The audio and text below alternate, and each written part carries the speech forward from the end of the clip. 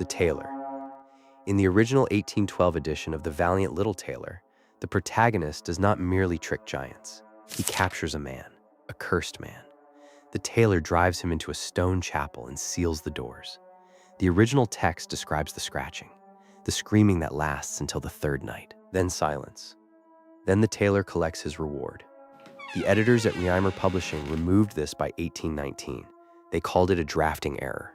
The manuscript shows the correction in brown ink. The cursed man is scratched out. Bore is written above it. The scratching on the page mirrors the scratching in the story. The mother.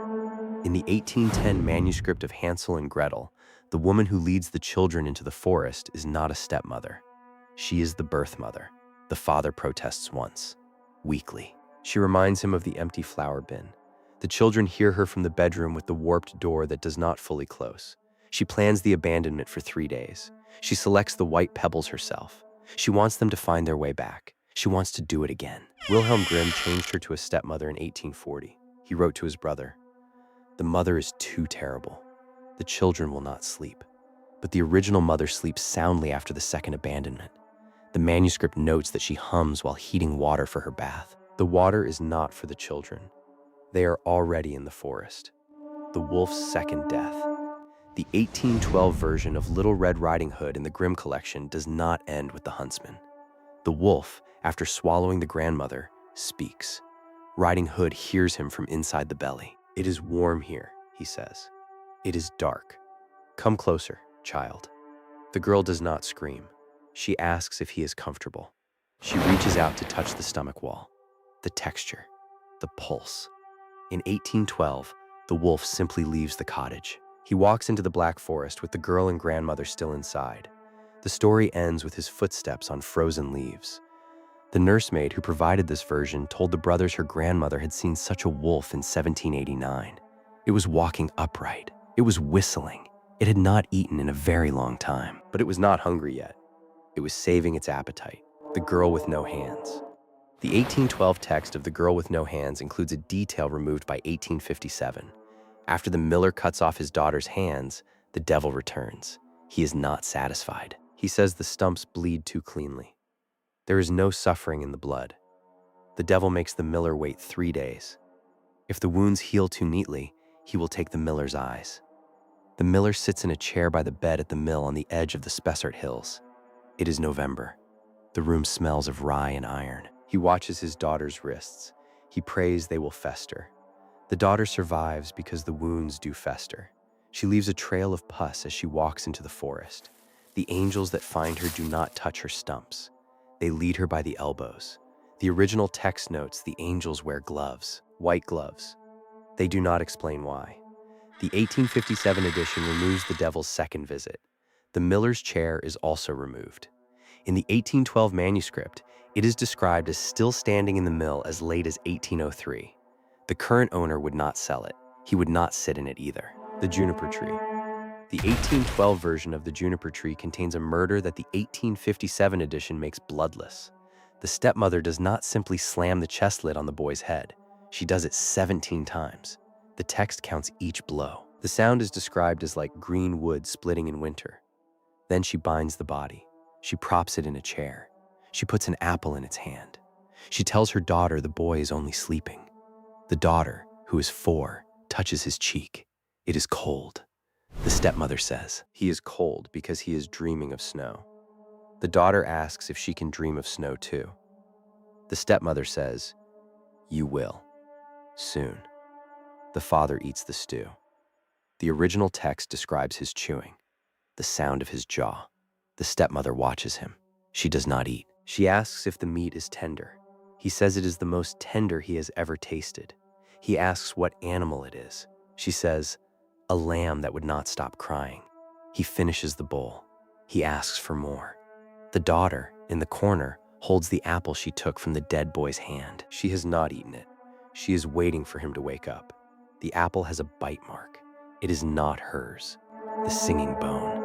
In the 1812 fragment of the singing bone, the murdered brother does not simply reveal his fate. The bone, fashioned into a flute, screams. The shepherd plays it 3 times. The first note makes sheep stampede.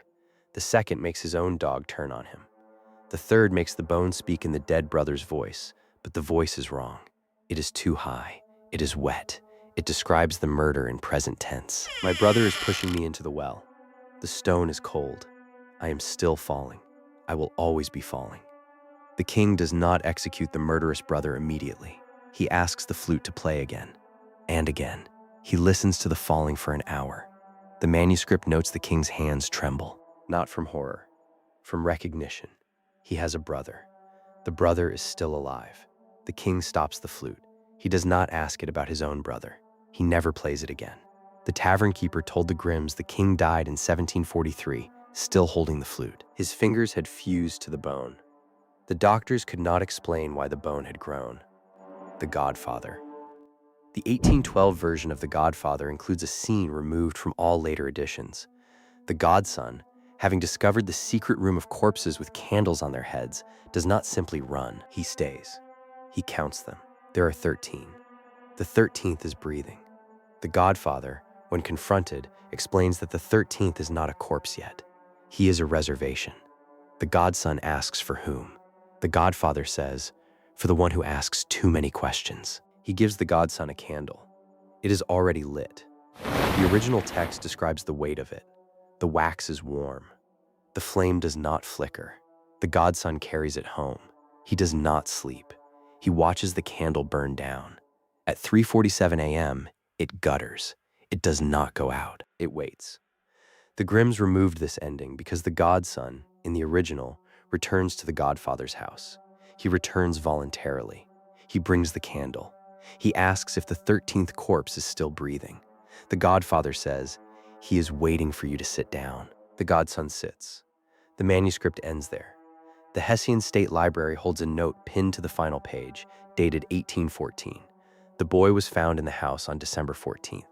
The candle was new. He was old. The editors burned this note. The ash was mixed into the ink of the revised ending. The Willful Child. The 1812 version of The Willful Child is 3 sentences. It was never revised. It was simply removed. A child defies its mother. It dies. It is buried. The arm keeps rising from the grave. The mother beats it back with a rod. This happens 3 times. The 4th time, the mother goes to the grave at midnight. She does not bring the rod. She brings a shroud. She wraps the arm. She says, now you will stay. The arm does not rise again. But the mother, in the original final sentence, does not leave the graveyard. She sits down. She waits. The text says she is still waiting. The Grimms removed this story in 1819. They said it was incomplete. The manuscript shows no sign of continuation. The mother's name is given as Anna Müller. There is a grave in the Marburg Cemetery, plot 184, with that name. The birth date is worn. The death date is not carved. The original post on the Brothers Grimm forum from 2012 by a user who photographed the grave was deleted. The user wrote, the ground is soft above the plot. Someone has been sitting there. The grass is worn in a circle. The circle is the size of a woman holding her knees. The photograph showed a depression in the earth. It showed a rod, not a shroud, lying on the stone. The stone was warm. The user checked the temperature. It was 4 degrees Celsius that morning. The stone read 22. The post was removed within 6 hours. The user has not posted since. The 3 army surgeons. The 1812 version of the 3 army surgeons includes a detail removed by 1840. The surgeons, having replaced their severed parts with those of a corpse, find that the hand they have taken begins to steal on its own. It takes things they do not see: a ring, a watch, a child. The child is 3 years old. The hand takes it from a market in Göttingen at noon. The surgeons find the child in their inn room that evening. It is sitting in the corner. It does not speak. The hand is patting its head. The original text describes the child's eyes. They are not afraid. They are waiting.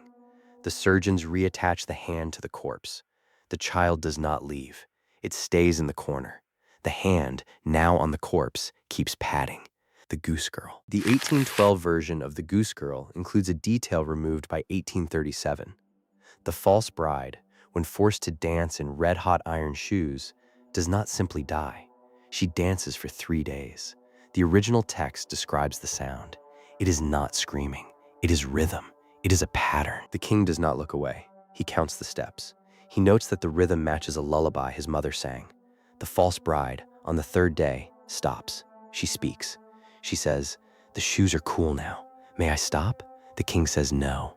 She dances for a fourth day. The shoes are no longer red. They are black. They are the color of cooled iron. She does not bleed. She does not blister. She simply dances. The original text notes that the geese in the courtyard dance with her. They move in the same rhythm. They do not touch the ground. The 1837 edition shortens the death to a single sentence. The original manuscript has a margin note in Jacob Grimm's hand. The shoes were found in 1821. They were not iron. They were leather. They were worn through at the sole. They were warm. A woman had been dancing in them. She was found in the castle courtyard. She had been dancing for 3 days. She was still dancing when they found her. She did not stop when they touched her. She stopped when the shoes were removed. Then she died. The shoes were buried with her. They were warm in the coffin. The coffin was opened in 1901 for relocation. The shoes were gone. The feet were gone. The rhythm was still there. The workers heard it. They did not finish the relocation. The original post from 2012 on the Grimm Scholars Forum asked why these stories were removed. The answer, from a user who claimed to have worked in the Hessian State Library, was simple. They were not removed for children. They were removed because they kept happening.